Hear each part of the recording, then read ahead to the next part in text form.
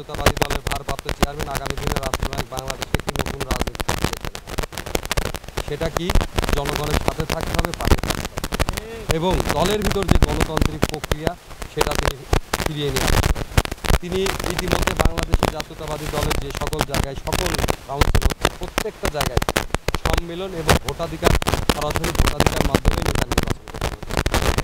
তারই প্রেক্ষাপটে আমাদের কুষ্টিয়া জেলা বিএনপির সম্মানিত আহ্বায়ক জনাব কুতুবুদ্দিন আহমেদ এবং সম্মানিত সদস্য সচিব প্রকৌশলী জাকির হোসেন সরকার, যারা সুদীর্ঘ নেতৃত্বে আজকে কুমারখালী উপজেলার আওতাধীন জগন্নাথপুর ইউনিয়নের দ্বিবার্ষিক সম্মেলনে এই ভোটাধিকার মাধ্যমে নেতা নির্বাচন হচ্ছে।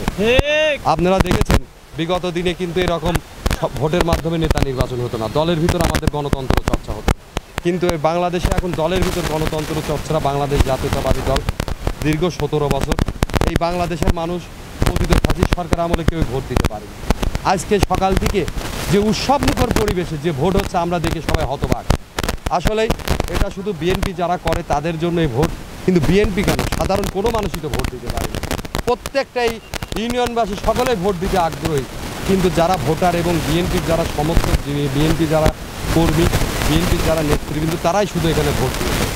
তা আপনারা ইতিমধ্যে দেখেছেন এখানে 3 জন সভাপতি প্রার্থী ছিল, 3 জন সাধারণ সম্পাদক প্রার্থী ছিল, 6 জনাই ডেডিকেটেড লিডার, 6 জনাই এই দলের জন্য অবদান আছে।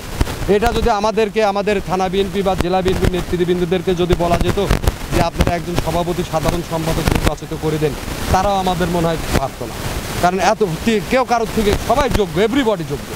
সেজন্য তারা আজকে ভোটের যে প্রক্রিয়া শুরু করেছে আমার মনে হয়, এবং প্রত্যেকটা প্রার্থী একযোগে স্বীকার করেছে ভোট অত্যন্ত সুষ্ঠু, সুন্দর, নিরপেক্ষ গণতান্ত্রিক প্রক্রিয়ায় হচ্ছে।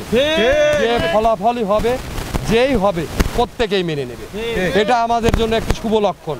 তাই আমি মনে করি গণতন্ত্র প্রক্রিয়ায় প্রত্যেকটা প্রার্থী সকলেই এক বাক্যে স্বীকার করেছে ভোট সুন্দর সুষ্ঠু নির্বাচন হচ্ছে। এবং আমরা যারা পর্যবেক্ষক ছিলাম, যারা অঙ্গ সংগঠন, আমার উপজেলা যুব দলের সদস্য, আমার পৌর যুব দলের আহ্বায়ক নূর আলম বুলবুল সহ যুব দল, ছাত্র দল, স্বেচ্ছাসেবক দল, ইউনিয়নের, থানার সকলে আমরা পর্যবেক্ষক হিসাবে দায়িত্ব পালন করেছি।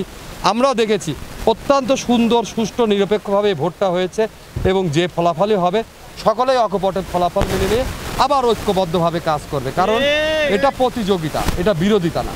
দলের ভিতর প্রতিযোগিতা থাকলে দল আরও প্রোগ্রেস করবে। আমরা মনে করি এই আশাবাদ রেখে যে নির্বাচিত হবেন আর যারা নির্বাচিত হবেন না সকলের জন্য শুভকামনা রেখে আমার বক্তব্য।